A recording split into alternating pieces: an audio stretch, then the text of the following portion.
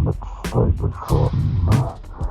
And now its residents shall witness its dismemberment. Rise, my podcast. Serve your new master well. All hail Unicron.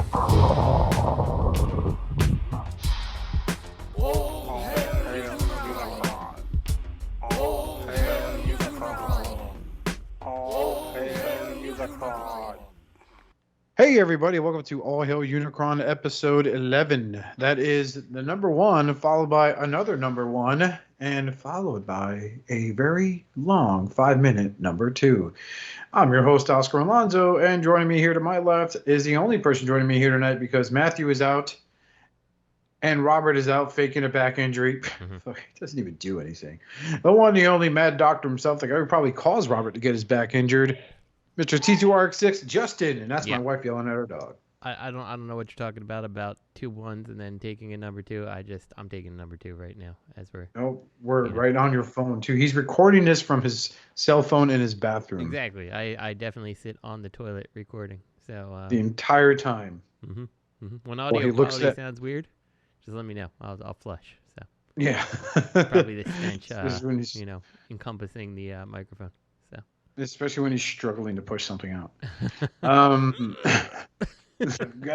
Goddamn Golden Corral buffet. Yeah, so it's been a crazy. So I want to apologize to early because a few people have reached out last show. I had to cut out like 30 minutes into it. I believe it's the 30-minute, 10-second mark. If you listened to last week's episode, you will hear sounds, and I've answered a few questions of the people that commented on our YouTube page, and people that PN'd me. That is, in fact, gunfire. What happened was there was a drive-by shooting in the block behind mine and to the house to my immediate right behind mine. 2 people were hurt. Unfortunately, one passed on. The other was released from the hospital later on that same evening. They have not caught the perpetrators. So it's unfortunate, man. But what I will say, my wife and I laugh about this, is like a champ when that was all going on, all I could do was duck and move the microphone down with me so I could keep doing the show. And what made me get up was I heard my wife gasp, and I feared the worst, obviously. That's when the worst scenario hits. But she was fine. She was a little shaken. There was police, people crying for help. We called 911. We weren't the first people calling about that sound from our neighborhood. So, we weren't the first call made. I did give them my information in case they needed to ask any questions. Not that I can help, all I do is remember it was 9:04 when I got off the phone with 911 and,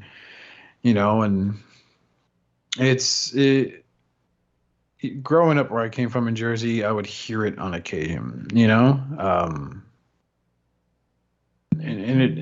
it is what it is. Especially in the neighborhood I grew up in. It wasn't like a war zone, but there was just times where my mom wouldn't let me or my sister leave the house at all whatsoever. So, but the police are doing their job. Their jobs. It hasn't happened since. The other day there were cops on that same block, but that's because they pulled someone over. So, that's about it. I do appreciate people's concerns for reaching out. I'm fine. So's the wife, so's our dogs. It's gone, man. My nephew had his first weekend over here. Justin, and guess what my nephew spent doing the entire time he was here? What did he do? Playing Fortnite. So it's like... Actually, I think I know that. I think that was like, oh, Oscar's on. That was my nephew. And then, of course, like, so the way I have my little set up, right, is if you're sitting in my office chair and you're facing the TV, to the left is the desk where the laptop is and the microphone and my iPad and, and in front is the TV with the PlayStation 4. And so I had the controller, and then I had the headset I use when I talk, because sometimes we play with each other on my, that sounded weird. Oh, sometimes we play together. Like Fortnite or tell it how it is. We play I'm not that man anymore. I don't need the money that bad. You are. No, I make good, honest money right now. Okay, shut up. And also a big belated birthday to my brother from another mother. I grew up with this guy, my friend Sam Salter. His birthday was on the 13th. And I was like, hey, man, happy belated birthday. I hope you and your family had a great day. And he replies back with, thanks, man. Aiden, that's his son, who's like 2, was sick, so had to cancel plans. But he pissed in the toilet today, so I take my victories where I find them. So, yeah. Yeah. Mm-hmm. But yeah, it was just weird because like I'm sitting there thinking like, oh, I gotta watch him, so I won't be able to do this, and this around the house. But no, he was, as soon as he sat his ass in front of the television, started playing Fortnite, which I'm not crazy about. Mm-hmm. I did take care of all the house errands. I had to install a new towel rack in our bathroom because the old one was like cheaply installed. And today I learned that they make LED lights for the house because I'm so out of touch. Mm-hmm. And the LED light in the kitchen went out yesterday. So I'm Googling, I took a photo of the LED light and I'm looking it up, and it's like, they all say the same thing, right? You either replace it altogether, which they're cheap, they're a dime a dozen, they're like fucking $20, right? Mm-hmm. Or you replace this card, this like weird box that goes in the back of the LED display, and you still have to take it down and disconnect it. It just seems dumb to go out of my way, so I'm just gonna buy a new one. And I have my first vacation in a good long while since last May coming up this weekend. Mm-hmm. So, which means I have a drop coming, my friend. Very nice. But yeah, so that's going to hit. I'm going to collect my Super 7 turtles. All 4 of them will be here. So that's part of the stuff. But anyway, I guess we get to anybody get anything. There's only 2 of us. Justin, what'd you get this week? I'll wait for Robert first. Okay, let's all wait for Robert. All right, I guess he's not going to go. Whatever, selfish bastard. Oh, gabagoo, my back. Oh, bazooka there, mozzarella. Oh, my God, ass and poop jokes. Oh, damn. Oh, damn. So, what did I get this week? I did get some things this week. I got from, let's start with Hasbro Toy Shop first. They delivered the reissue classic series, whatever the hell you want to call it. Basically, original, I guess original Jet one. Original 3 and 3¾ inch G.I. Joes, not original G.I. Joes because that's way older. But they had reissued Snake Eyes and Storm Shadow, and Storm Shadow is one of those figures I have an original Snake Eyes, but I always wanted original Storm Shadow, and I could never find one for a decent price that wasn't like horrendously yellowed. So when Hasbro announced this, I was like, oh yeah, I'm in. Okay, cool. Right. So I got them. Probably just gonna keep them on their card because I just don't feel like I need to open them at this point in my life, I guess. Yeah. So yeah, I got those. I got a TCP drop. You know how that goes. Yeah. What'd you get? So I got Robert's favorite, McFans Toys Steel Ambition, which is the Astro Train, and I was like, nice. Holy shit! It's an Astro Train that's actually fun to transform into both modes, and looks good in all 3 modes too. I was very impressed with that with the Astro Train. That's great. Yeah, so I'm looking forward to it. Like I got their what is it? Blitzwing and Tanker / what the hell is his name? Octane. Octane? Yes, Octane. Yeah. I got him coming, or I got him pre-ordered, I guess. I just got to get him back in stock. So I'm really looking forward to that because, like, I was super surprised by how good Astro Train turned out. Like, it's just a lot of fun to transform back and forth. Like, nothing feels scary. It works. Like, it's a super nice figure. Cool. Very cool. And it's like $30. It's like you cannot beat the price. It's like, so... and I think it, for me, it scales just fine with my new age stuff because, like, I feel like Astro Train should be on the bigger side, so he's like a little bit smaller than Ultra Magnus. I'm like, that's fine. I'm good with that. Like, that makes sense to me. I totally agree. I always think like the triple changer should be a little bigger due to what they're able to do. Mm-hmm. Yeah. Like I kind of understand guys characters like Overlord being a little bigger than the others because he has a base mode and stuff. But as far as characters like Astro Train and Blitzwing and Octane, they should be a little larger in scale because of their abilities to change, especially when they have mass shifting. Exactly. So I was totally fine with him being bigger, and I think he looks nice. He's not like ridiculous. Like if he was bigger than Ultra Magnus, I'd feel weird about it. But he's not. He totally works for me. So. That's awesome. Definitely well made. I got the X-Transbots Jokund, which is their groove. I've transformed him. He is a little bit of a pain to transform. I think that's more so, and this is a theme that I'm noticing with a lot of things, the instructions kind of suck on a lot of these toys anymore. Like, they're just not super clear. Because for whatever reason, nobody wants to give a good instruction book or whatever anymore. They want to give, like, an instruction book and like kind of tiny pictures, and like Jokund's better than some of the figures that have been out there, but like it's still real confusing. Sometimes you look at a picture like, they want me to move this how, and like the X-Transbots, like they have the picture and then they have something, they have like a little piece of text like move this 180 degrees. I'm like, that doesn't seem to want to move that way, things like that. Yeah, so like specifically, it was like the hands felt like they were not going in the right place, and so I just ended up looking at a picture of them online. I'm like, yeah, that's okay. That makes sense where the hand should be. It doesn't seem like that's what the instructions are telling me to do, but okay, I can do that. And yeah, he's super nice looking motorcycle mode. Like the robot it's okay. There's some things I don't love about the robot, but honestly, compared to, like, I feel like with Groove, it's like one or the other you're going to get right, and this at least gets both of them mostly right, I would say. Like, motorcycle completely, robot, like, 90%, I would say, for me. Yeah. So, good enough. Yeah, I don't... Let's see. I got New Age Jones, which is Beachcomber. Nice. Haven't opened him, so can't say anything about him. The MMC... So I have Medicus. a question. What's that? I have a question about New go Age ahead. Jones. So do you think his name stems from like Jonesin' for a good time type of thing because he's like the hippie robot?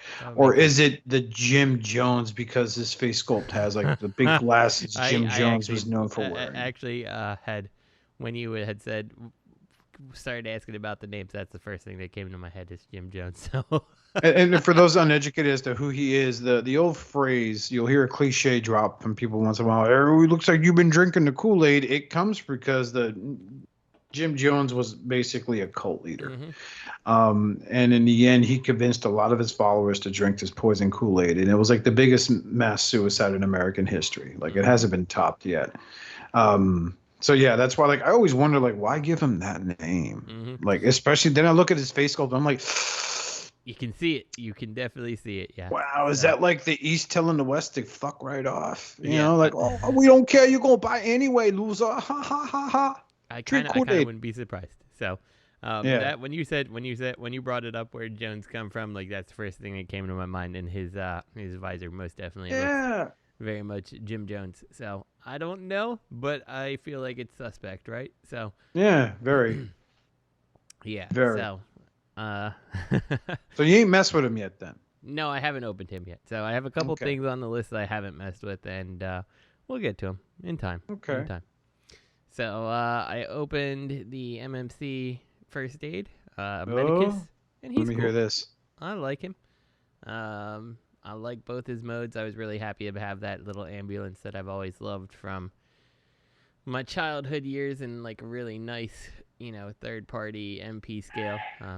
So it's nice. I still am hesitant on Defensor, how he's going to turn out, but at least First Aid seems nice. So right. We'll go from there. I got the TFC Tyrant, which is the Dominator Megatron, G.I. Joe crossover. I have not opened him, so I have no comments on him. I got New Age David, who is Optimus Prime, and he is cool. I hate his trailer. I think his trailer is trash.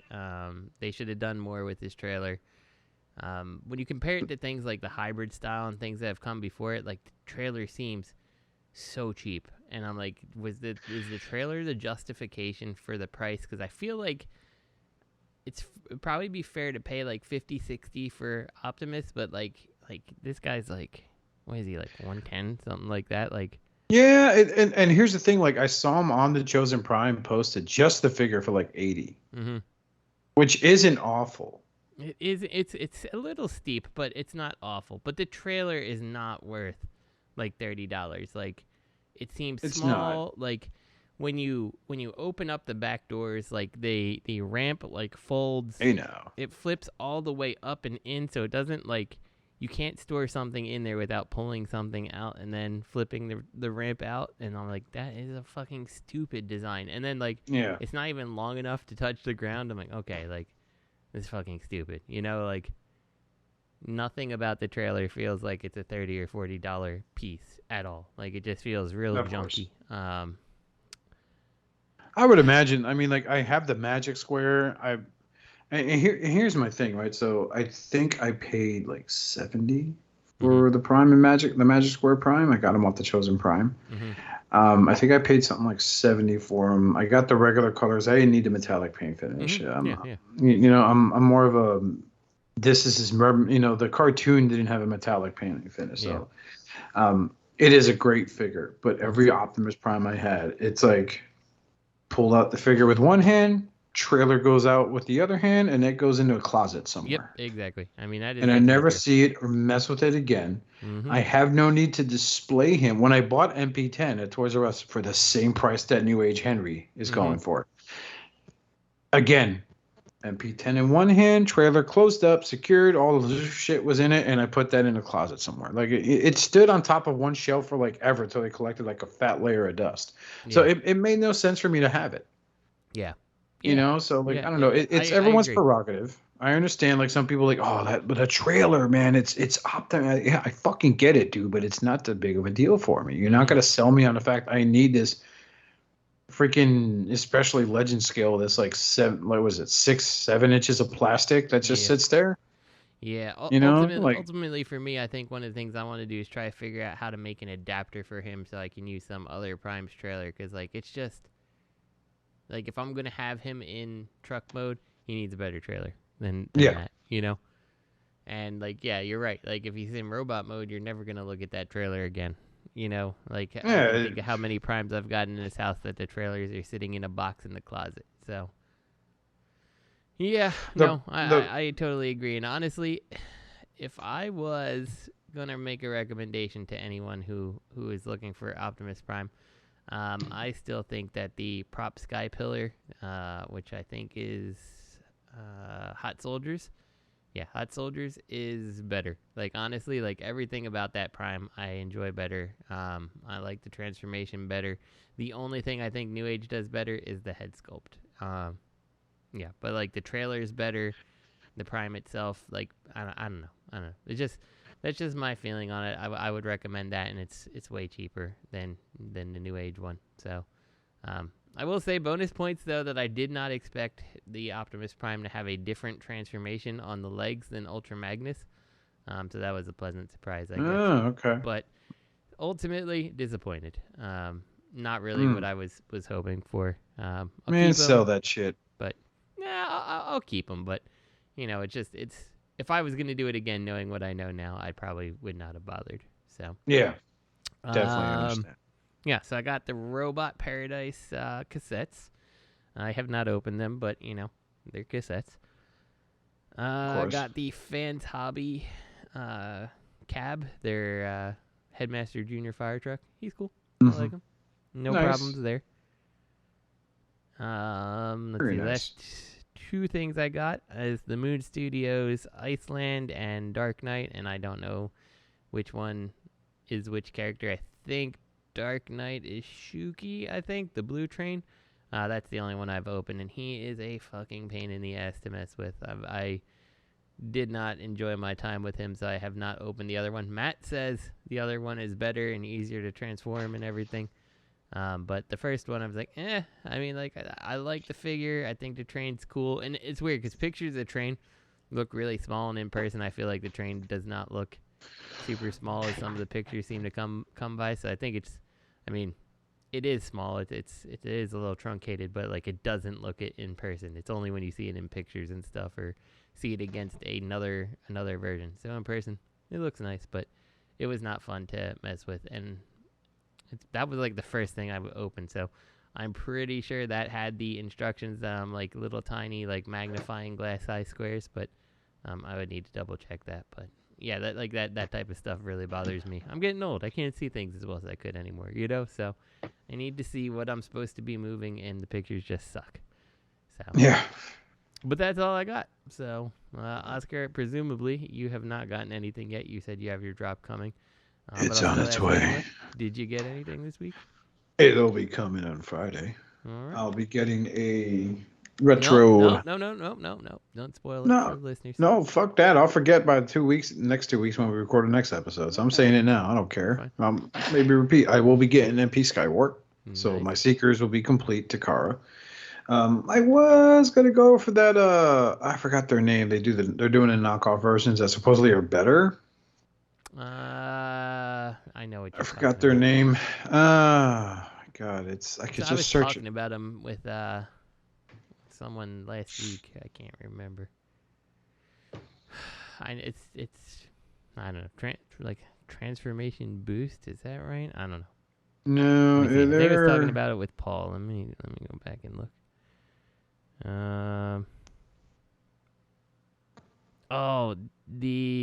What the hell is it called? Deformation something. Yeah, or other. deformation, whatever. Yeah. Yeah, I was gonna go for them, but whatever. I just the other two are Takara. It would just look out of place. I would know it would look out of place, so I just skipped on. Is the deformation one like drastically bigger too? I believe so. Yeah. So like you couldn't have one at one scale or two at one scale and one at the other scale. That would look weird. So. Yeah. So, I got that coming. I have. Let's see. I have Super 7 Donatello coming. Very nice. Iron Factory Soundwave, the little truck, on its way, and then I have Retro Donatello on its way. What else do I have in this drop, man? Jesus Christ. Let's see here. I'm pulling it up right now. It's marked as shipped. So, yeah, those three, and the classic Donatello on its way. Very nice. So that'll be a fun. That'll be a fun haul. Yeah. So it'll be here by Friday, which sounds good, and I'm a happy camper. So I'm looking forward to it. And of course, I get the email today that the aerial bots from Zeta are dropping in 3 days. Mm-hmm. Yeah, I got. So I was like, really? Like I could have fucking waited, but it's a good opportunity. Vacation, have time to mess with them a little bit rather than one day, then one day, and one day. I could get a big euphoria boost all in one afternoon and pass it. Definitely. So, yeah, you can hear my wife yelling at her dog. Mm-hmm. Yeah. So. What's your dog doing? Well, we have a Shih Tzu. His name is Maxwell. Right now. Maxwell is very sick. He is blind. Mm-hmm. We're probably going to put him down, Mm-hmm. which is going to be hard on the wife. Of course. And for some reason, Grimlock, the puppy, is like getting aggressive towards him. Mm. So, it's really frustrating because we'll be like just watching TV and Grimlock will be sitting next to me on the couch or next to my wife on the couch, and Maxwell is just wandering around because he's blind, and then he'll just be like, which we're like, come on, man. What the hell is your problem? And it's super frustrating. Yeah, but, it's whatever. But yeah, I got that stuff coming in, so I'm really excited. And Saturday, hitting up a vintage toy thing to unload some Hasbro stuff. Well, some incomplete Hasbro stuff. What kind of incomplete Hasbro stuff? A few Generations class figures that are missing an accessory or two, and so I don't know. I still got to go through a few things there. Maybe trade him some stuff while he's there. He's got a lot of stuff. He's got stuff. You know what I'm saying, man? Mm-hmm. So yeah. But yeah, so. As we're talking, this popped up on my feed in the Chosen Prime. Getsu is a pre-order price of $140.99. Which one is Getsu? Getsu is, I think that's the one that Darknet is based on. I could be wrong. Okay. He's the MP Chug train bot. So he's Chug scale. Okay. Yeah. Is he Chuck scale? Like, do we have affirmation? I Like, don't this know. thing's That's only, what Matt and I think Robert were saying. I don't know for sure if they are or not, but they at least look like they're chug engineered. You know, like they yeah. don't look like the typical MP. That's for sure. Well, I'll tell you what. I have that Iceland in my stash, and I want nothing to do with it. So I still haven't reached out to them to cancel that and maybe get a credit on it. Because I really have. I don't know, since I didn't move fast enough for Dark Knight. I just got the one, and I'm just like, this is stupid. Yeah. So now I have no interest. I never was attached to the train boss, but I thought it'd be cool to have the combiner. But now it's like, man, it's not something that we saw in our fiction, right? Like for me, like Yeah. the interest in him is that he was a G1 toy that was ridiculously hard to attain. Yeah. I saw the just first really I didn't ever come out saw here. him was years and years before Shattered Cast and all that stuff. Was a Bolt Matrix video, and I think he had a knockoff set. Yep. Yeah. Most people in the U.S. end up having a knockoff, and that knockoff is not cheap anymore. Like, yeah. Mm-hmm. So, I mean, who knows? Maybe it is cheap now. I haven't really looked lately, but I'm pretty sure the knockoff was also not cheap. Back in the day, it was not cheap. I can't speak for current. Yeah, but it wasn't like a set you bought at fucking. Oh my god, what is the name of that place? Now it's killing me. They were selling knockoff combiner sets there for the longest time. Well, there's all kinds of places here. Ollie's. You got your Sir Toys. You got Yeah. God, I don't even know. No, it was a mainline like. Five Below had them. No, it was a store like that. I forgot its fucking name. Oh my god, Big Lots. There we go. Oh yeah, Big Lots, 100%. Big Yeah. Lots was always fun. There was a place. Yeah, Tuesday where we mornings used to were live Tuesday selling. morning. Yeah, they were selling the remnants of what was left of them, the red Defensor set, Mm-hmm. or the Menasor that had a fucking nose cone or a light speed as a limb. Oh god, I remember those ones. Yeah. I remember buying them, getting all excited, like I got Menasor, and just like, whoa, wait a minute, this is not a member of the team. Where is like Drag Strip? Where is Wall Rider? So, but yeah, those were the days, man. Just driving around to pointless little stores, going, oh, I have Transformers here. Let me check this shit out. Yeah. But speaking of check this shit out, apparently Nickelodeon and Transformers, Hasbro have joined forces to create a new series called Transformers Earthspark. Mm-hmm. This I is saw the preview. Not terribly impressed. No. No, I was just like, I mean, it's fine. Maybe my kids will be interested in it. We'll see. But I also don't want to write it completely off because I think the last thing that they were involved in was animated, and it was my favorite show. So I can't. I'd be remiss if I wrote it off entirely, knowing that they were involved with my favorite. So. The bodies do share like the pseudo exaggerated proportions of animated. Mm-hmm. The barrel chest, especially for a little promo shot of Optimus Prime here. I haven't seen a preview yet. I saw quiet running of it because we were in the living room watching TV earlier and we were eating, so I didn't want to just be like, oh, let me play this Transformers vid, babe. Right. But it could suck or it could be great, Yeah, it could be subtlety. Honestly, any Transformers in media is good because it keeps the brand alive with different generations. So, like, even if it's not for me, hopefully it's something that's enjoyable. Like, I've even heard the, the Transformers Cyberverse stuff. Like, I've heard that that's actually, like, a fairly fun show. Like, it doesn't look like it's really for me. It's certainly not created for me, but I've heard good things. Like, people actually tend to enjoy it, and that's like good in my opinion. Near the end, Cyberverse gets really good. Yeah, it really does. But I think what really irked me is first, like, the Bumblebee character has a mouth, but he's still doing the radio talking gimmick. Yeah, which I don't like that. That's dumb. I'm a little tired of. We've seen enough of that shit thanks to the Bay movies. Like, my nephew and I watched Dark of the Moon the other day in its entirety, and like, I don't know, like, the older I get, the more I watch these films and go, you get an A for effort, but you get a D in your final execution.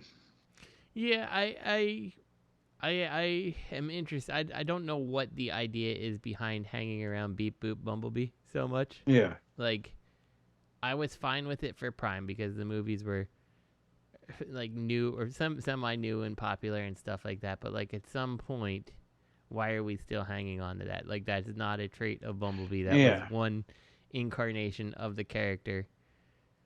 I don't know. So it's a weird thing to hang on to, have your main character not talking. So yeah, or having them communicate in such a manner, and I'm gonna catch an unpopular opinion here, but Dan Glavin, however you say, the guy who voiced Bumblebee in Generation 1, his voice would not have worked for that incarnation of Bumblebee. It would have been so out of fucking place. It's like seeing that huge rip guy walk into the gym and you say, "Hey man, what's up?" He just looks at you and goes, "Hey, what's going on? How's it going?" Like it's so out of it's so out of sync. It's not even funny. Yeah. So yeah. I don't know. I think Simon Stone, a friend of mine on Facebook, who we trade funny comments back and forth, said, I believe he's correct in this, we'll never get something as good as Prime ever again. But I'm going to give it a shot. Because if anything I could say, in my opinion, what Transformers Prime was to me was it was that perfect balance of, it had kid appeal, but it had kid appeal as into the way that it was a 30-minute toy commercial. And it also acknowledged that, hey, a lot of our fans have grown up and have their own kids now.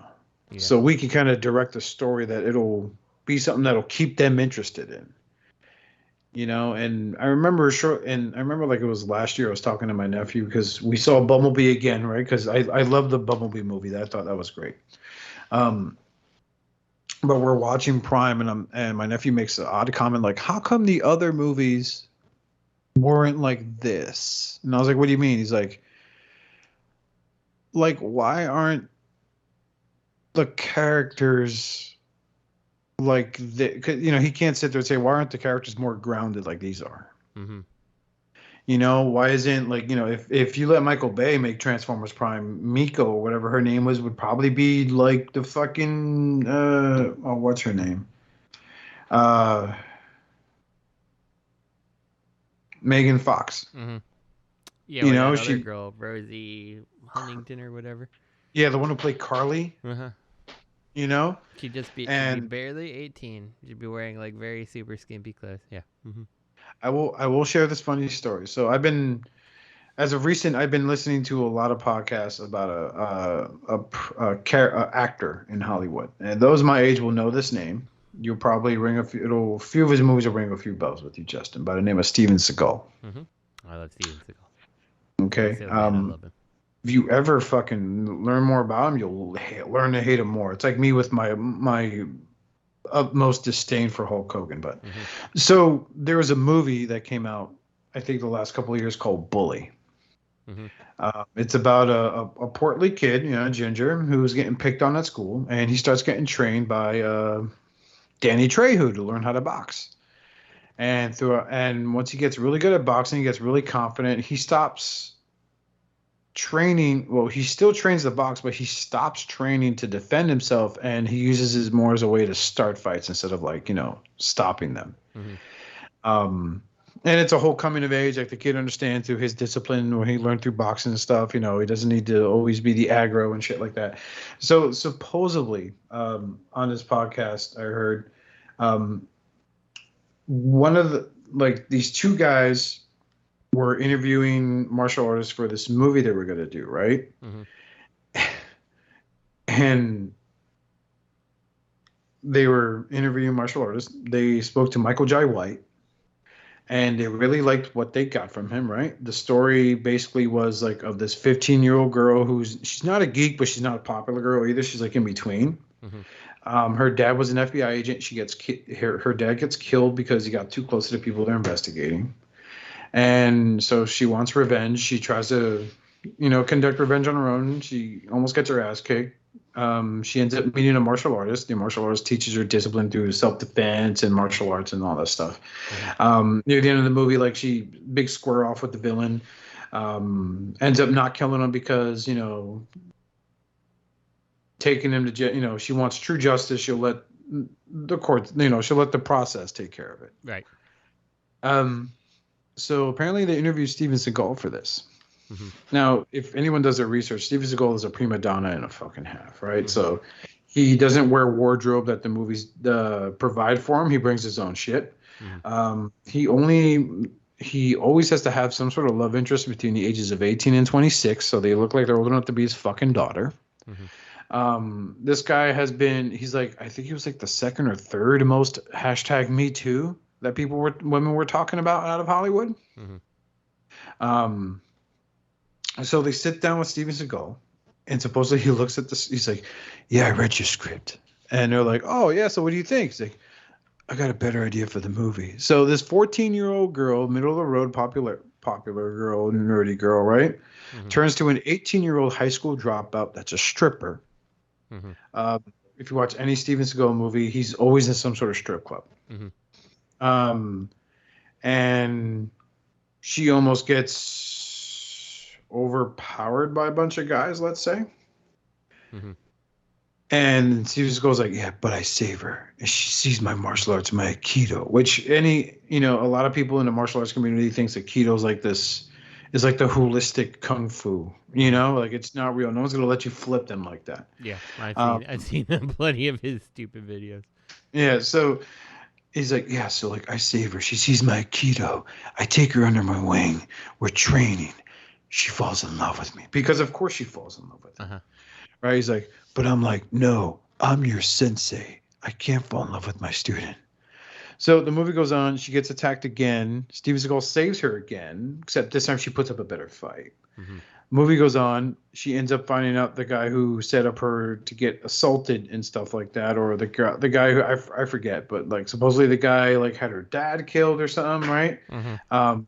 She fights him. She loses. Seagal comes in, fights him, kills him. And in the midst of the most vulnerable moment that she has, she falls in love with me. We go home and we have sex. And the producer's like, our main protagonist for this film was like 15. No, this one's 18 or 26, whichever you can find. Gets her pregnant and then like leaves her because like, I gave her the best gift of all, life. And the producer's like, oh wow, that's really neat, man. Like, okay, yeah. Supposedly one of the producer's friends is the one who pushed the movie Bully to get made, and that's how Bully came to be. But that's like the sort of stuff with like Steven Seagal. Like, I forget the name of the movie. There's a YouTube channel called Red Eye Reviews I've been watching a lot lately. He's been reviewing all Steven Seagal movies. Including his 2 TV series, the Makeshift Mock Reality, where he talks about how he was a cop for 20 years for Louisiana, and then his TV show, which I forgot what it was called, but it's garbage. So like in this one movie, Seagal plays the villain, but he also plays like the hero because he's like he has a twin brother that was like undermining him the entire time. But the guy from Red Eye Reviews interviewed the director, right? And of course, that's where you find out that Steven Seagal, supplies his own wardrobe.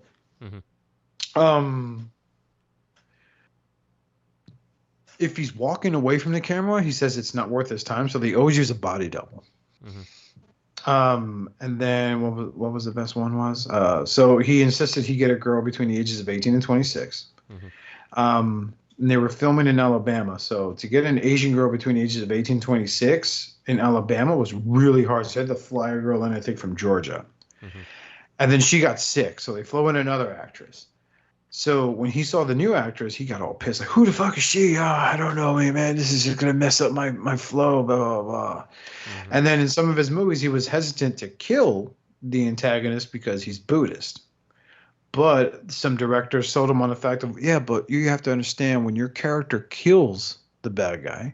You're giving him a chance to be reincarnated and live a more fruitful, beneficial, and righteous life. And not like sold him, because that's just pain to his ego. But apparently the religion of Buddha have recognized him as a Dalai Lama of some kind, which I think is a mistake. Oh, that's interesting. I did not know this. You know, and it's like if you watch a lot of his movies, I think from 2009 on, he is sitting in 90% of them. And it's so because he's had substantial weight gain. Yeah. So basically, he's sitting behind a table, hiding his stomach, and then to the point where in one movie he didn't feel like standing up to have a fight scene, so he literally fought 2 guys while sitting down. Which is like, oh man. But I don't know. I've just been fascinated with the subject of Steven Seagal. I could do my own little like makeshift episode on him if I felt like it. He's an interesting guy. I feel like I don't know how he got to where he got to. I don't know. Like, I feel like he knows really knows nothing and stuff a lot of times. You know how he got to where he got to? In the 90s, there was a Hollywood agent that made a bet with another Hollywood agent saying he can make anyone an action movie star. Yeah. And that's how Steven Seagal got his start. Well, if that guy's out there, hit me up. There are legit cases where Steven Seagal had. Well, fuck it. This is not Steven Seagal episode, so maybe another time we'll do this. The next episode. Let's keep going. Fuck it. It's just the 2 of us. Let's go. Yeah. Okay. Yeah. So there was another incident. So if anyone's watched, I want to say Hard to Kill, the one where he ends up in a coma. There's the female lead in that movie that at the time turned into his real wife, right? I think her name's Kelly LeBrock. I'm not entirely sure. But here's a fun fact. Steven Seagal was already very married with children to another woman that was living in, I want to say Japan or some shit like that. But totally like walked away from that family to be with this woman. And then apparently Steven Seagal's money issues got so bad that he arranged for a mercenary friend of his, this is according to the podcast I heard, to steal the Porsche of Kelly LeBrock, or whatever her name is, and then report it stolen so they could collect on the insurance money for it. What other instances were pretty standoutish? There was... so I'm trying to remember her name. She was last name McCartney. She was a Playboy model. Jenny McCartney. Yeah, Jenny. She was Miss Anti-Vax. She was saying how vaccinations cause children to get, autism and stuff, right? Even though supposedly her kid's not autistic, but she says he is. So Jenny McCarthy was supposed to be in the movie Under Siege, right? And Steven Seagal kept telling her, like, hey, you should probably let me see your breasts because this movie you have to be topless. I just want to know that it helps my character better blend into the scene when you're topless. So, let me take your sweater off. And, she's like, no, dude, I wasn't told I would have to be nude during this audition. Well, and you have to be now. And he was, and she was like, well, I'm not going to do it. It's just you in here. And he's like, well, I guess you're not going to get in the movie. So that made her cry. She went running off in anger, because he's a pig. Sure. Another one is with Katherine Heigl, better known from Grey's Anatomy as Izzy, and also the female counterpart to Seth Rogen's character in Knocked Up. Okay. I believe that's her name. She played his niece, I think it was, in Under Siege 2. She was 16, got a little grabby. So she wasn't uncomfortable, and you could see some of like the premiere videos and stuff where he's putting his arm around her, like, hey, what's up? Your skin's real smooth, like some weird fucking shit like that. Another funny story is, so former R&B singer, King of Soul, King of R&B, King of Rock period, Ray Charles passed away, right? He meets his granddaughter. And supposedly he's fucking awestruck. Like, oh man, she's so beautiful. She's like a well-toned keto flip, Approaches her, offers her a job as his assistant, right? Says, hey, I want to interview you. You know, here's my card. Let's set up an interview. She sets up the interview. The girl's smart, so she takes her dad with her to the interview. This pisses off Segal. He's like, you know, he's not being like, oh, why'd you bring him? But he's all like, you know, shit, I need to make my move. So it gets to the point where he gives her a job. She shows up for their first day. And he goes, yeah, you know, part of your job as my assistant is to give me like a back rub because I get really stressed. Now, you know, for its time, this was probably not an abnormal request, right? As long as you didn't do it, give me a back rub, then a blowjob, right? So she was like, well, I've never given anyone a back rub before. He's like, she might as well open the floodgates with a bunch of raw meat hanging and call it in the Rottweilers. Because he was like, don't worry, I'll show you. So he starts, makes her instantly uncomfortable. She's like, hold on a second, I got to use the bathroom. He's like, okay, hurry back. Lesson's really important. She leaves, never comes back to the office. Doesn't reach out. This is the Charles residence, right? So you just basically found one of the greatest singers of all times, like granddaughter, for the sake of getting a cheap boner. That's another story about Steven Seagal. Yeah. So fun fact, he does have a blues album that's out. Let's do that. Let's play a little snippet here. Play.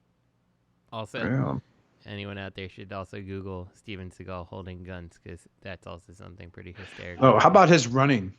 Oh, yeah. His running's so fucking wild, man. So, Steven Seagal is known as Steven Seagal. His real pronunciation of his last name is Steven Segal, according to his mother. So here we go. I'm going to play Girl, It's All Right by Steven Seagal. Are you ready? Segal.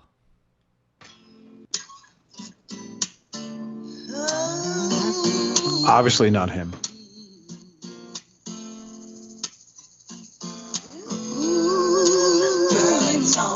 That's him.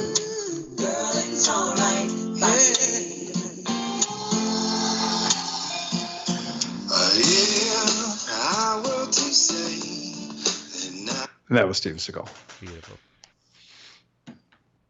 Who knew you were going to tune in this Friday for such the Steven Seagal show? Calls to your ears. The OJ presents the Steven Seagal story. So yeah, apparently, like, so when he started off, like I stated earlier, and a talent agent was like, he made a bet with another agent, was like, hey, I can make anybody an action movie star. So he was, I believe he was a stunt performer of some kind. So, but before I go into that, let's touch base on his time in Japan. So he lived in Japan. It's where he met his first wife. He had children with her, pursued her fiercely, right? I think he said he trained with the master of Aikido around that time, but the master of Aikido, like the founder of the Aikido style, had been dead for like 2 years when he claims he studied with him. You know, it's up there with a bunch of like horse shit that Hulk Hogan spits. So he sits there and he tells interviewers and stuff like, you know, hey, yeah, you know, I fought the Yakuza. According to his wife, he's chased off a couple of drunk guys. That was about it. When he was over there in Japan. So yeah, so that's that right there. And so as far as the agent bet is concerned, so the agent bet another agent, hey, I can make anyone an action movie star. So his agent goes, how about this guy? I think he was doing stunt work or something like that at the time. So he's like, okay, you're on. Fucking sells him. I forget the name of his first movie, right? There was a while where a lot of his movies only have 3 words in the title because the producers thought it was more direct and it makes it easier to remember, right? A Mark for Death, Out for Justice, Hard to Kill, you know, good examples there. So they did it with him, and you know, his popularity took off. But what a lot of people notice about Steven Seagal is he does what's called code switching, right? So if you ever worked in the radio industry or entertainment at all, code switching is where, if I'm talking like what I call my normal tone right now with Justin, with Robert, with Matthew, and then in comes someone from a more urban environment where their normal term is like, yeah, man, you know what I'm saying, blah, blah, blah. And then I'm like, yo, I feel you, bro, man. That shit's crazy, man. You know, and that's just the way I spoke to my friends back home in Jersey. Mm-hmm. So it's code switch. You start talking differently to match their speech patterns, picking up their mannerisms. So a lot of the time, like in the Steven Seagal reality show where he's like, you know, if it's like, and I'm not trying to make this a racist thing, but this is just some of the examples when he was like, you know, he supposedly was a cop for 20 years for the New Orleans Police Department. He was officially deputized. You know, so in those cases where he's dealing with like a wife, I was like, oh yeah, so tell me about the perpetrator. Did he hurt you? Are you okay?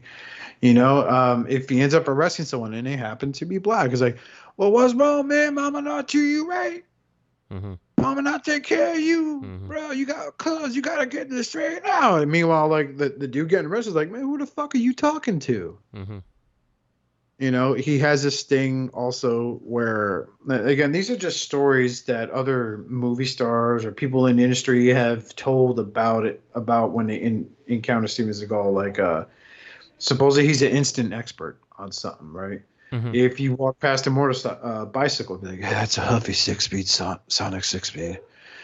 Yeah, I'm pretty familiar about motorcycles. I've been using them for the last 30 years of my life. Mm-hmm. Right? Walks past a car. That's a 1997 Ford Mustang GT Cobra. Yeah, I messed with cars for about 30 years of my life. Right? So, like, these are some of the things about Steven Seagal. Right. That a lot of people pick up, right? The instant expertise. He's always familiar with certain things for X amount of years. He's an expert on that, and you know, it's just funny now, like how it's up there with the. He's the name. You remember that movie Bloodsport with Jean-Claude Van Damme? Mm-hmm. Yeah. Ray Dukes, I believe his name is.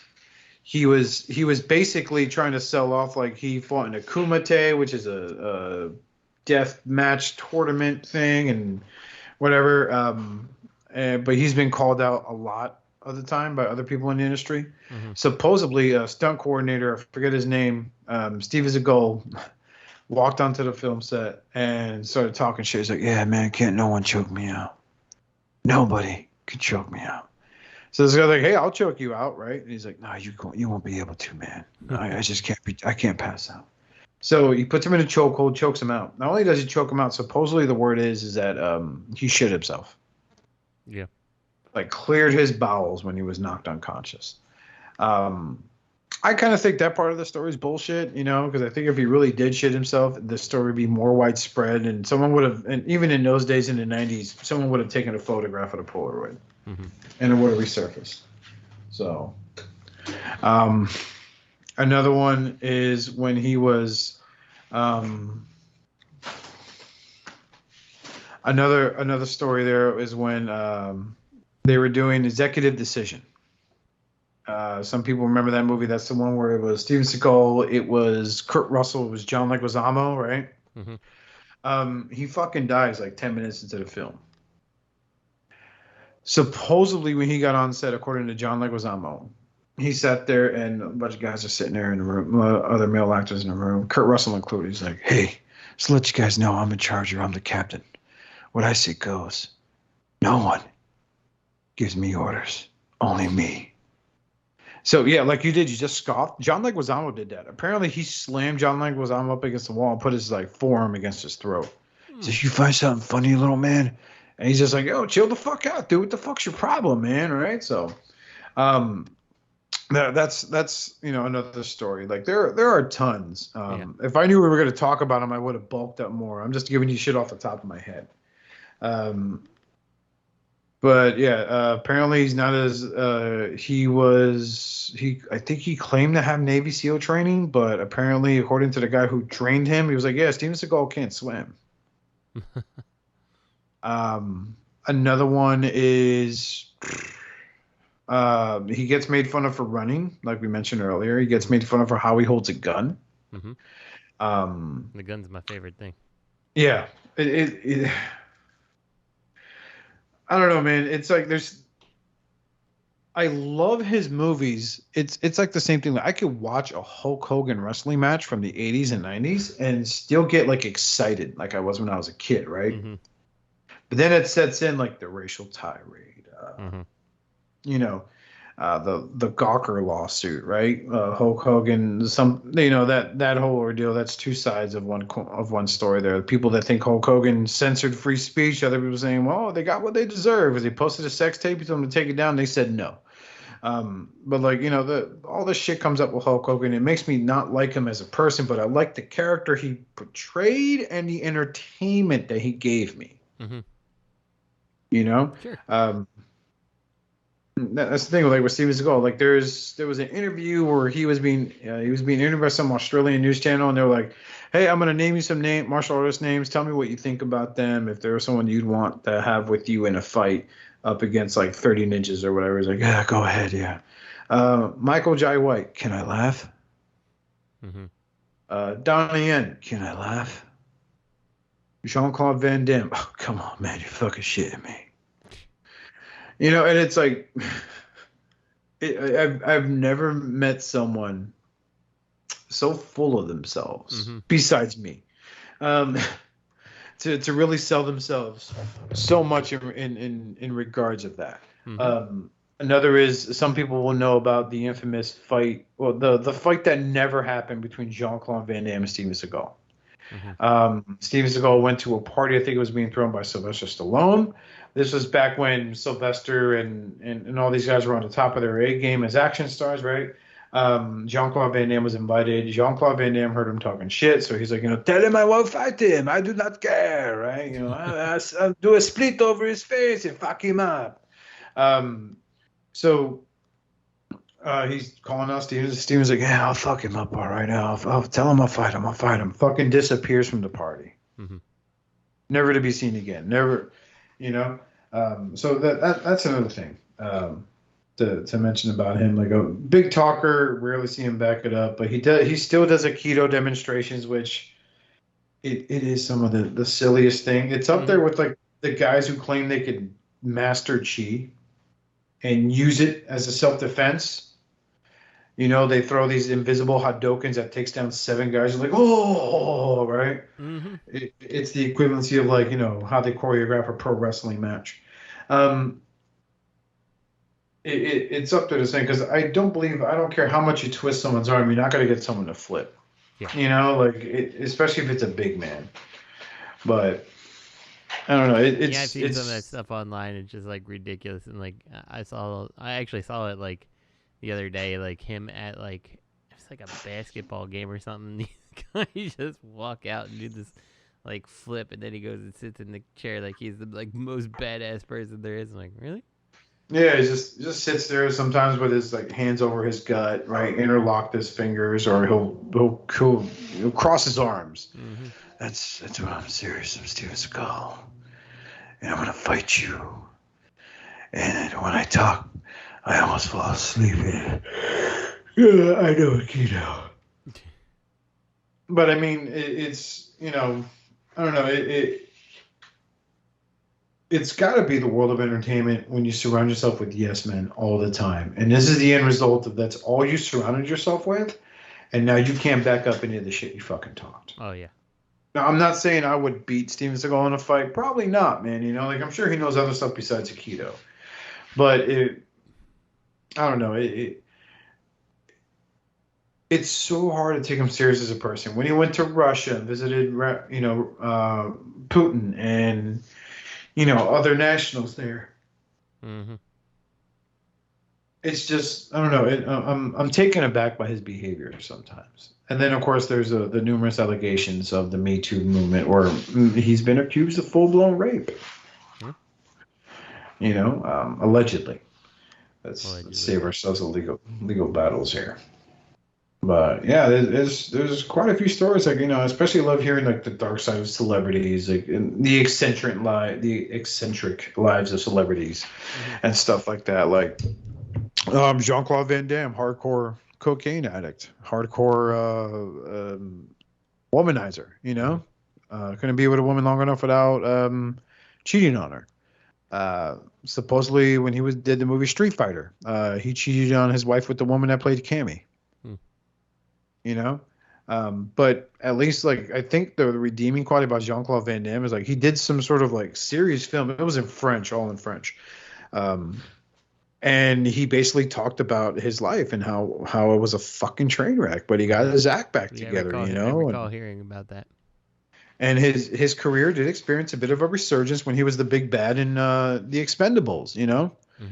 And this was and it was great for two reasons. One, there was a change because he wasn't the good guy that he always was, right? And number two, he was it's Jean-Claude Van Damme as a villain, and he looked great for a guy his age. So, there's that, like, a little tidbit about Sylvester Stallone. If you watch Tango and Cash, where he's like, "Oh, I hate Danish," it's because he just broke up with his wife at the time. He just divorced her, Bridget Nelson.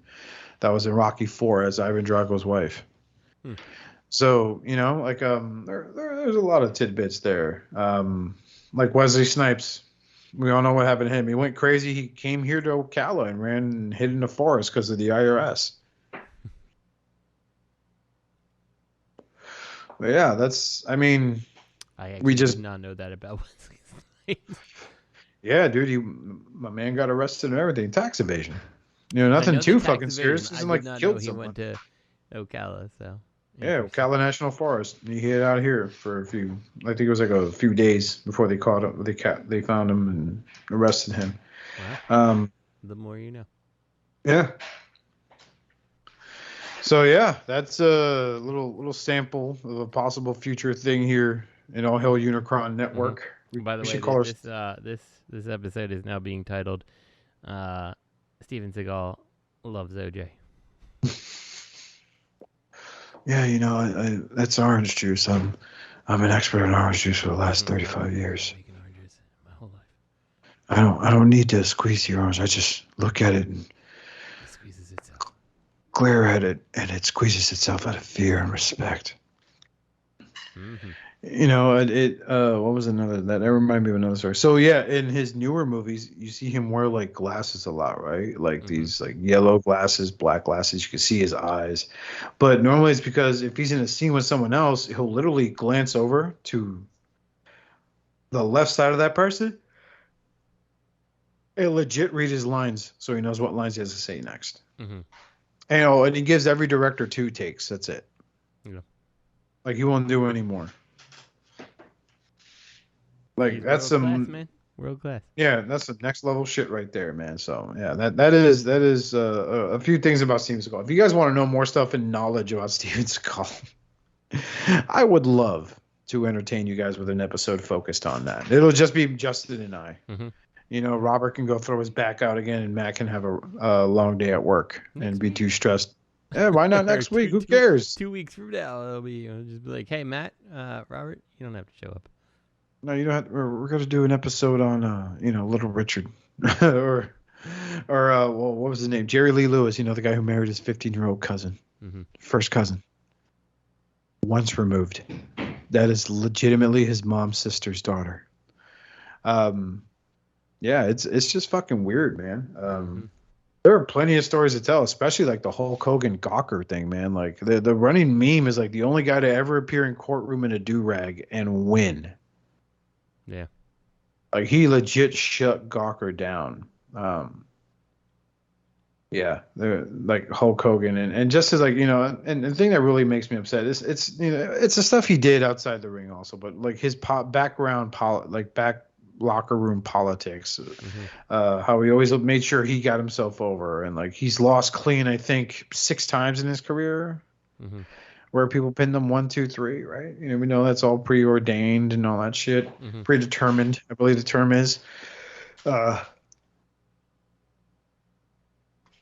yeah, that was Steven Seagal. Yeah. Tune in 2 weeks from now for our expose on. I don't know. Leave it in the comments. Who do you want the expose on? Let's do that. We could do one on Frank Dukes, the biggest shit talker in Hollywood's history, that had a movie made after him based on his life experience, which is bullshit. We could do one on fucking how the internet made fun of 50 Cent because apparently he gained 40 pounds and everyone's calling him fat. Mm-hmm. You know, we could do something like that. It doesn't matter. Let us know. It doesn't always have to be about Transformers. Exactly. But that's man, that takes me back to when I did the Ozone. How I would do stuff like that, like stories on serial killers or just movie news in general that wasn't Transformers related all the time. Mostly comic book or action movie stars like Donnie Yen and shit like that. That was fucking cool as shit. Mm-hmm. Fun fact: one of the most hated guys in China, Justin, Jackie Chan. Yeah, not very much liked in China, and his vast fortune he's amounted over the years, not leaving it to his kids. He's donating it all. Thinks his kids should just make their own money. There's a few things. Apparently with China is because they have such a big waste problem, right? That he just says, the country's dirty. You have to clean it up, and that's pissed off a lot of residents. This was years ago, so I'm not sure if the attitude towards him has changed or not. But these are old reports. But yeah. Interesting. That was a thing. You want to hear a random fact from the cesspool of worthless knowledge? Yes, I do. I don't know the name of this band member. He was in a group called The Who. But Heath Ledger modeled his version of the Joker in The Dark Knight from his mannerisms. There is actual audio of this guy going, I'm just got to take a seat right over here. Yeah, this is good. This feels great. And Heath Ledger picked that shit up to do his version of the Joker, man. That's interesting. I didn't know that. So it's just, I don't know, man. It's just so weird in this world that we live in, full of clickbait articles. Especially when it comes to wrestling. Cause they try to drum up as much scandal as it can from someone who probably wouldn't be involved in a scandal. So, I always found it funny, on YouTube, they'll put a picture of you remember who Triple H is? Put a picture of Triple H up and then some girl in a bikini going busted, and it's and that's gonna make me go, oh my god, I gotta watch this shit. Yeah, exactly.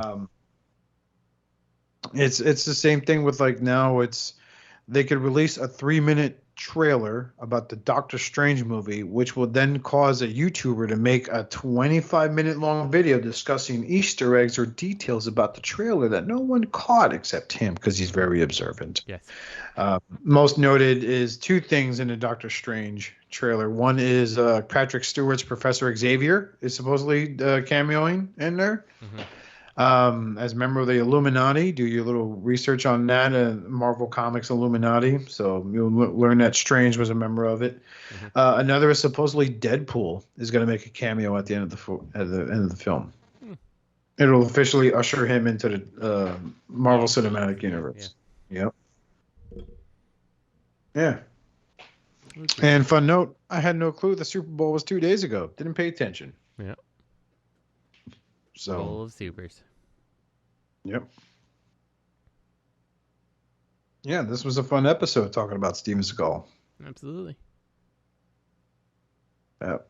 Let's see what else. Fun fact: Harrison Ford has been calling a lot of other male actors that he works with lazy.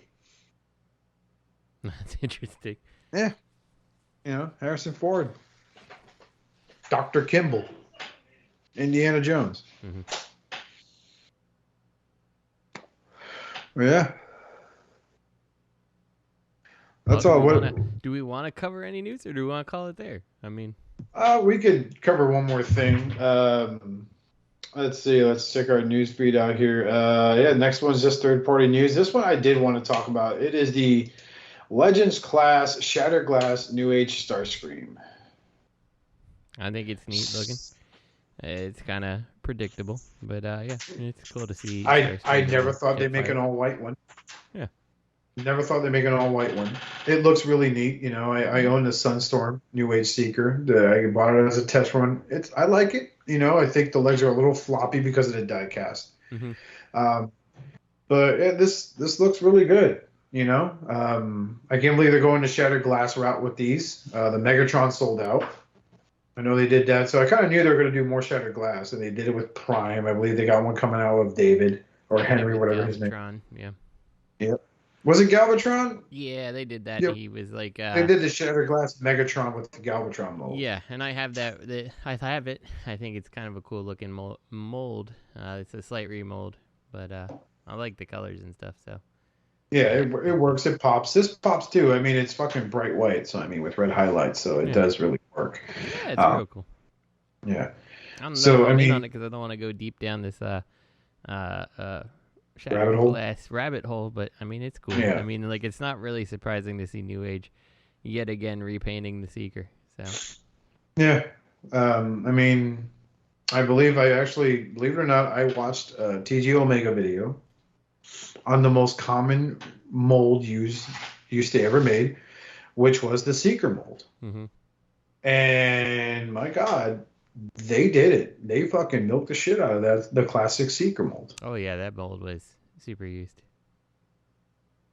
But back then, when I was collecting, I didn't care if they reused the mold or not. I just wanted the characters. Yeah, exactly. You were in for the character. It wasn't necessarily. I mean, who cares if they reused the mold? And there's certain characters that you expected the reused mold, right? So I think there were some characters that shared molds that, as we got further on, it was kind of hard to justify. Like I think classics, like Cliff Jumper and Bumblebee and all them, they were all fine. But like later on, yeah, it feels weird when someone reuses like when they did the first MP Bumblebee, and then they released like the red Bumblebee, and like it didn't have the Cliff Jumper head, but it's like this mold can't be Cliff Jumper, Like, yeah. That was the chair, people, not farting. Breaking news. We had Matt on just for a second, just so he could give us some breaking news, and then he logged out. Yeah, but I know Hasbro recently, and just to jump around the news section here, Hasbro announced Studio Series Sludge for their Dinobot line, which is really neat because, I might get all 5 Dinobots in leader class form. That'd be nice. Yeah, that'd be pretty neat. Do you have the Earthrise or whatever, Rodimus Prime? I do. I have the Rodimus Prime, yeah. Is he good? He's fun. The one I got came broken, but he's in robot mode all the time, so I don't really bother to transform him. And it's another case of take the figure out in one hand, trailer in the other. That's in a box right now. But don't care for the trailer. I just wanted a nice representation of Rodimus Prime, which I thought they nailed. Yeah. Yeah. Well, that's good. So I've heard good things. I feel like if I can find them for a decent price, I'd like to mess with them. But thus far, like I'm not into the $80 price tag or whatever. I don't think he was worth $80. I'm gonna be real with you right now. It's a little pricey. I would have gone with like 60, especially as useless as that trailer is. He does come with a bunch of accessories. I kind of feel like that's what kind of justifies the $80 price tag on him. But you can have just as much fun with the Studio Series Hot Rod. You know what I mean? Yeah. So, which I have fun with. I love to death. I think it's one of the best Studio Series figures. That's a quote unquote Voyager. That you get your bang for your buck on that. The transformation is fun. It's well engineered. The vehicle mode cleans up really well. I think it's a great addition. I wouldn't go with so length as to call it a mini masterpiece per se, but it's well done. It's what Classics Hot Rod should have been, not that big bulky mess we got years ago. And they were doing MPs back then, so I mean they could have done that with him and juiced up because you have the diamonds in the rough from the Classics line like Jazz and Ricochet and all that stuff that looked great. And I honestly don't know what the fuck they were thinking with that GDO wheelie, giving him the Jazz mold. But yeah, it was weird. That really was weird. It looked like some kid wearing the muscle padding shirt, Dude, it felt like there were 3 wheelies stacked on top of each other trying to be an adult. So. Yeah, that was a weird use of the mold. GDO in general was just kind of weird. Yeah, give me 1 second, all right? You sure? All right. 1 second later. You know what I really miss though? We're talking about classics and the molds being used. Is I remember seeing. I don't really miss it, but it did entertain for me to read. So during the classics mold, the classics run, they did Starscream. Then they did Skywarp in that 2-pack with Ultra Magnus, which I believe was a Target exclusive, right? Mm-hmm. And then the fan base. Yeah, Target. Yeah, I think so. Yeah, and then they stopped, right? So they still had to make Thundercracker. So he became a BotCon exclusive, which was fine. And trying to buy him at the time, he was going for an absurd price. Yes. So then they go and do Generations Thundercracker.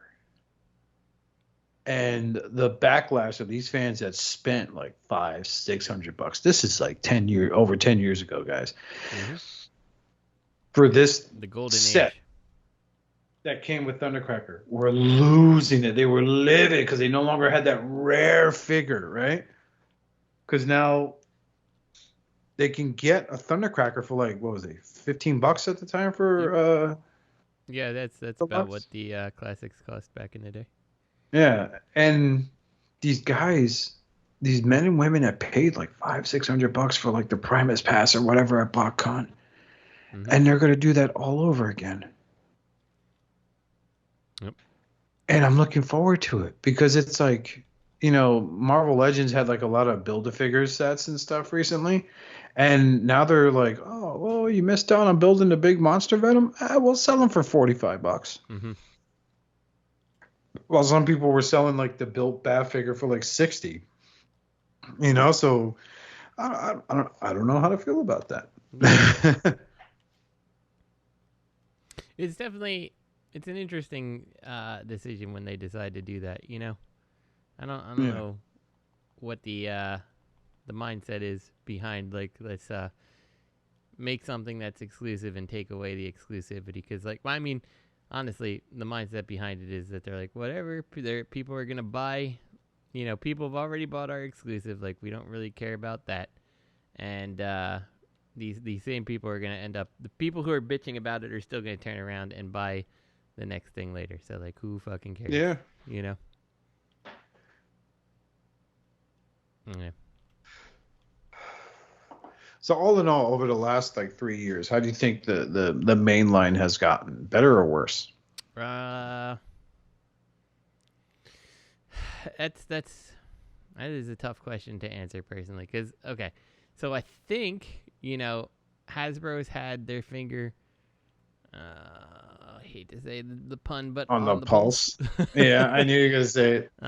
Because I do think that like they understand where their collectors lie and what their collectors actually want, right? Like they want G1. Yeah, I mean, honestly, like I mean, you know, and not exclusively. You know, they've got room for other things and stuff like that. It's not exclusively G1, but you know, they're not idiots. They know that your older fans are the ones that are collecting more than the kids. So I think they've put more effort into that. That said, I feel like their practices with like the mainline stuff lately has been a little bit lackluster, right? Like you've got these figures that are going up in value, or not value, price. You know, value is a misnomer there. It's definitely not going up in value, but they go up in price. And like, you know, obviously world affairs and stuff like that have some kind of effect on that. But like everything gets cheaped out even more and the plastic feels cheaper. And like, you know, like in the last like however many handful of years, I've definitely felt like I'm like, oh, like this plastic doesn't feel like it feels cheap and flimsy. And like, this is like the type of thing that I would expect to be put out from, you know, like a Dollar Tree or something like that, you know, like right. It's a much lesser plastic and stuff. And it's like when you combine the cheapening out of Hasbro with the, you know, the drastic increase in cost, like a fucking a deluxe is now what, like $22 or something like that. Like that's kind of insane for a little kid's toy, you know? Yeah. And like that disappoints me. It's like I could take the cheapening or I could take the price increase, but like doing both sucks. And like right now, I think Hasbro announced like there's gonna be another price increase, you know, and like I think deluxes are supposed to go up to like $25 or $26 for a deluxe, and the reason behind it is because of the shipping issue. It's like, well, Yeah. the fucking shipping issue is like a temporary issue, you know, like you guys make so much money. Why is that my problem? You know, like why am I paying for the shipping issue that will eventually resolve itself? You know, like why as the consumer, like, come on, you take a little of your millions of dollars of profit that you guys are making and you know, you take a hit for once, like, because you know the shipping issue will resolve, and then you know what's gonna happen. The price is not gonna go down. You know, so I don't know. Like, I don't know. I think the designs have gotten better. I think, you know, hitting those G1 figure, those like modern G1s have been nice, but yeah, ultimately I think that I don't know. I think it's suffering a little. What about you? There's times where, and I'm talking about just the design aspect of it all, right? There are times where I think they knock it out of the park. Like Blaster is a good bit on this, right? Even Cup with his low shoulders, I think he's a well-designed figure. Then there's times where I feel like they really, really missed the mark, right? Like, let's use Studio Series Jazz, for example. This figure took a few months to grow on me. So much that, you know, purchasing a jackpot just to have another repainted version of that mold doesn't sound like such a bad idea. Yeah. But it just feels like, you know, we talked about it, you know, months like last year when we saw like the leaked images of these figures and how it felt like they started with 500 pieces of Lego. They spent 250 pieces on Rodimus Prime, 230 pieces on Cup, and then the last bit was used on Jazz. You know, and there's times where like I gotta give them credit for like their attempt to capitalize. Like their blur isn't such a bad figure per se, right? I'm not a fan of the face sculpt in that thing. He looks like, you know, he looks like an old creepy old man. It's like, hey guys, how's it going? Y'all want to drink some NyQuil? Right? And then they do the shattered glass version of him, and it works really well. Like, I really like what I see there. Right? And then you have like these excuse the term, masterpieces, like you know, they're Jetfire. I still have it I bought him when he came out. I'm looking at him now, and it's one of my favorite pieces from the Hasbro line over the last 5 years. Hands down, one of the best things. And then there's again, this is just about design. This isn't about distribution or anything like that. Then it's like, then I go back to Power of the Primes, and I felt that was just so fucking lazy. I really felt they were just, oh, we got to make a trilogy. Well, let's just, how did it go? Combiner Wars, Titans Returns. That was a fucking dumb gimmick. I'm sorry. I know a lot of people liked it, but that's like, you know, at the time, that was the best looking hot rod we got in years, but he was a fucking headmaster. He was never a fucking headmaster. Yeah. And then, you know, we get, they're like, let's do a thing about Power of the Primes. And we get this Optimus Prime that people were going gaga over, but it's like, it really wasn't that good in my opinion, you know? And then the Rodimus Prime, I got excited for it, and then I get it in hand, and it's another disappointment. You know? And I want to take a moment to speak to the toy designers that sit there and have the balls to post that they don't owe us anything. No, I'm sorry, you do. You know, we sat there, we kept this franchise afloat for years, whether it be about Power Rangers, Ninja Turtles, you know, G.I. Joe, Transformers. We kept this franchise alive with our hard-earned money. Yeah. And you're now working in it. You owe us everything. Yeah. Yeah, I agree. You know, like, I really don't think that's an appropriate thing for you to say. You don't owe us nothing. You owe us nothing but thanks for keeping the fucking shit around so you can have a job in it. Yeah. And I'm sorry if you're not old enough to understand that you can't that you don't understand the old cliche of you can please some of the people some of the time, but not all the people all the time. Yeah. You Yeah, know, I so agree. you know, and as far as like their masterpiece figures are concerned, like some people hate the Takara Seekers. I think they're good, you know. I really wish they didn't go out of their way to make them again. I wish they would just focus on, you know, rounding off their cast or do the occasional, you know, obscure character. You know, give me a more modern take on Octopunch, not some shitty fucking Prime Master with a guy whose transformation consists of folding him down, you know, folding him into a square. Mm-hmm. You know, like give me a nice posable like shell. Give me a little guy inside that transforms into a little octopus. I don't know, fucking go crazy. I don't care. But I don't know, man. Like over the last couple of years with Siege, Earthrise, and Kingdom, I thought they really stepped it up a notch. I love their Springer. I think their Springer was a good addition to anyone's collection. I remember how hard he was to find for a while, you know. But now with like the anniversary of Beast Wars coming up, they're giving that a lot of attention, which I think is groovy because I liked Beast Wars. You know, I don't think it did any damage to the franchise per se, No, but I don't think so. you know, I think it was a good contribution. It was a way for them to try to reinvent the wheel, which sometimes some companies have to fucking do to stay afloat, man, to stay in it. I think Rap artists do that shit you all know, the like, time.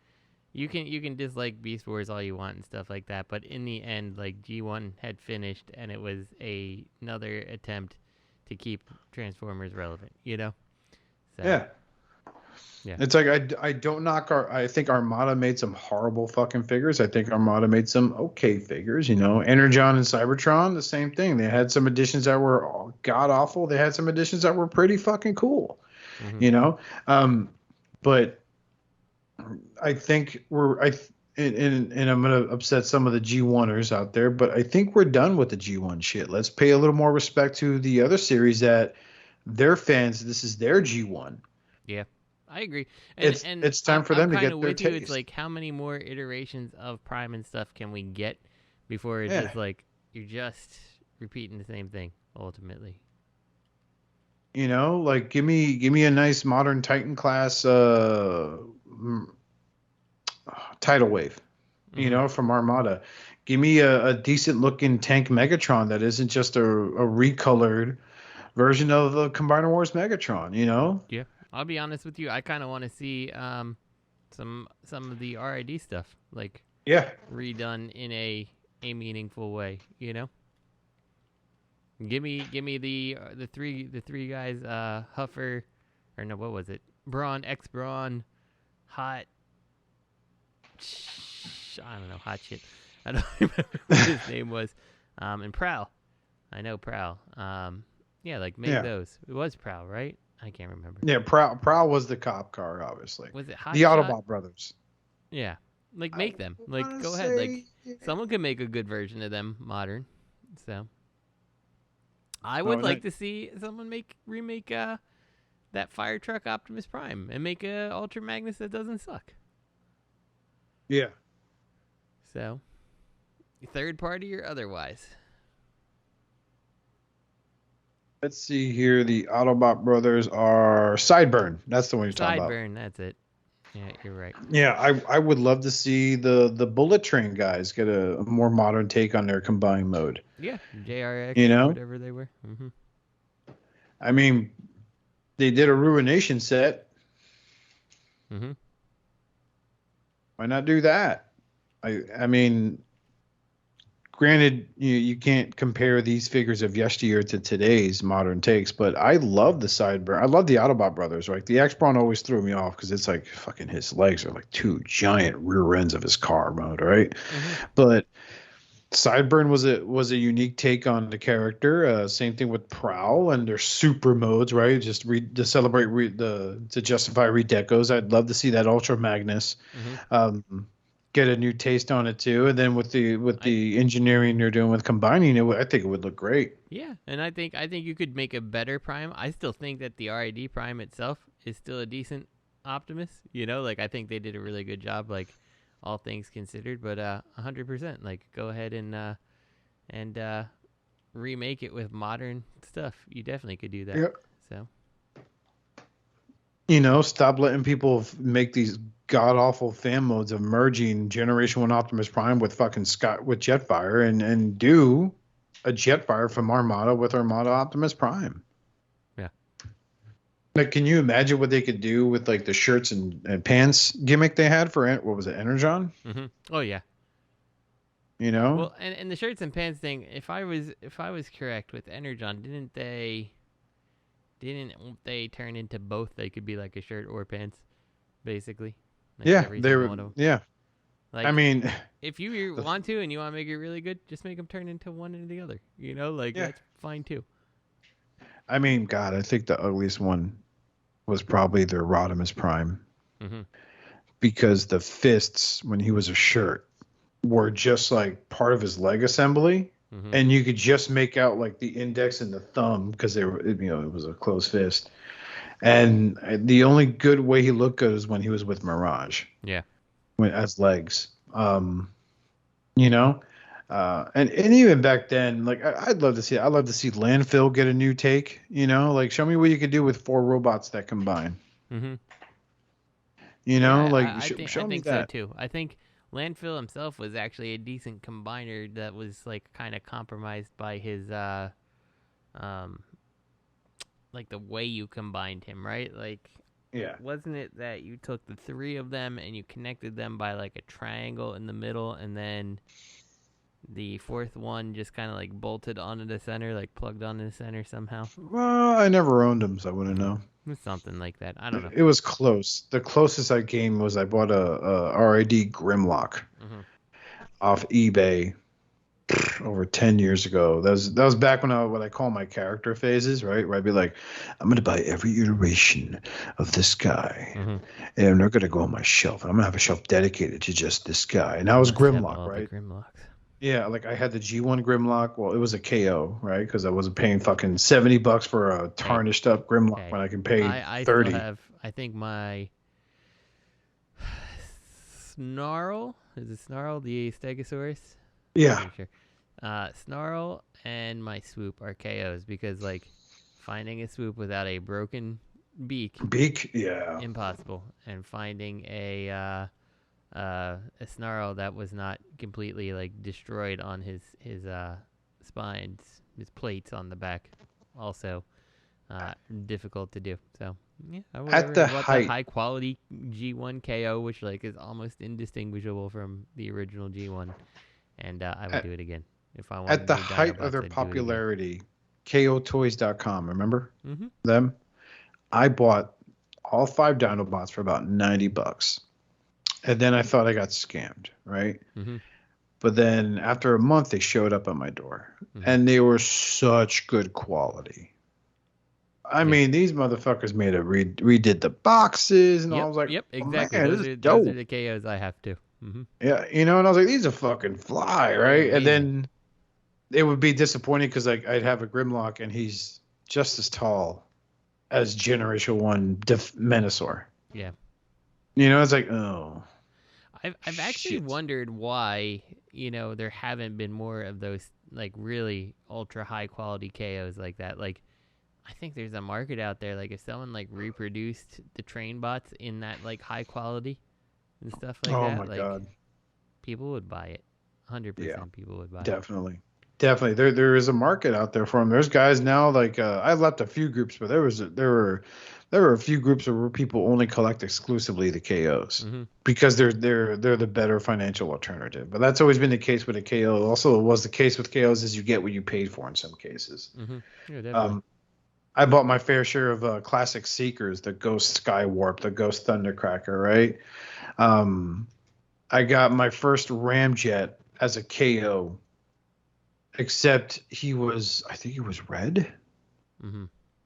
Again, KOToys.com. Now he's probably available on Sir Toys, right? But that was back when they had some weird fucking out of left field. Now, like Sir Toys now has like, hey, you could buy like this oversized deluxe Jazz. Instead of 5 inches, he's like 9 inches tall. Or, like some obscure scale on some of the most like, or they have like a 4-inch, a 6-inch tall Generation 1 Bumblebee. And people are buying it because it's, hey man, it's what I had as a kid, but bigger. You know, I don't know what the engineering is like, but yeah. I think the only thing left over is like Generation 1 combiner sets that are KO'd and gift packs and shit like that. And, you know, but yeah, those, man, remember that? Those were the days, dude. Yeah. Those were the fucking days. But I think we should wrap it up. I think so. It was a good show. So Very it was a good show. Transformers, but that's a good show.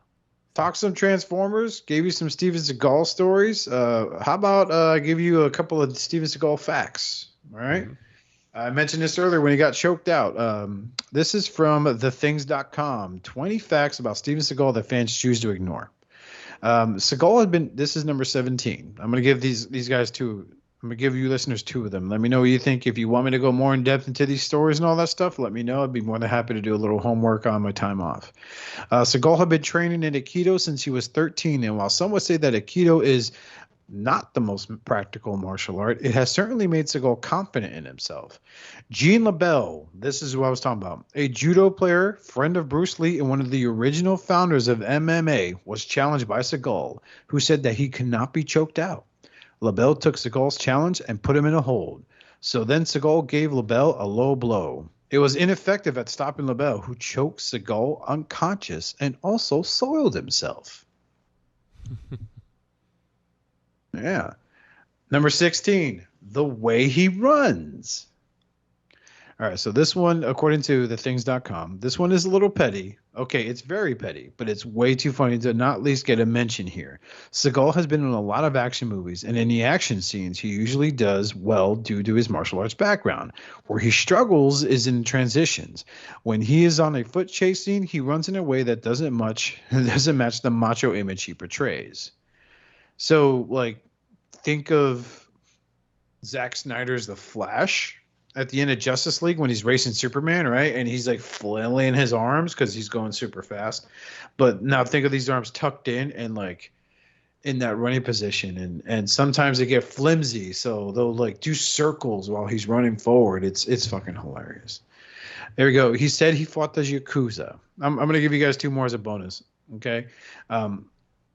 Now we're getting some downright weird and downright untrue things that Steven Seagal has said over his long career. One of the famous ones is that he stated that while in Japan, he had an all-out battle with the Yakuza with some help from the Irish mob. Yeah. There you go. Here's one I mentioned earlier. He stated that he trained with the Aikido's founder. Well, apparently that's a lie. He never trained with the Aikido's founder. Steven's one true love in life is the martial art of Aikido. As mentioned in earlier entries, Seagal has a practitioner of the art since he was 13 and has stated that he received a sponsorship to live and train in Japan with the art's founder, Morihei Yushiba. Sorry. The problem is Yushiba died in 1969, meaning that Segal would have been a younger teenager living alone in Japan, missing school in the process. Oh, here's the one where he assaulted John Leguizamo. Apparently, Steven Seagal likes to make his presence known on the sets of the film that he's on. On the set of the 1996 film Executive Decision, Steven Seagal announced that he was in charge of the set. I'm in charge of Steven Seagal. This caused co-star John Leguizamo to roar in laughter, which apparently bothered Seagal enough to go up to the man and punch him in the chest. So it wasn't a chokehold. He punched him in the chest, apparently.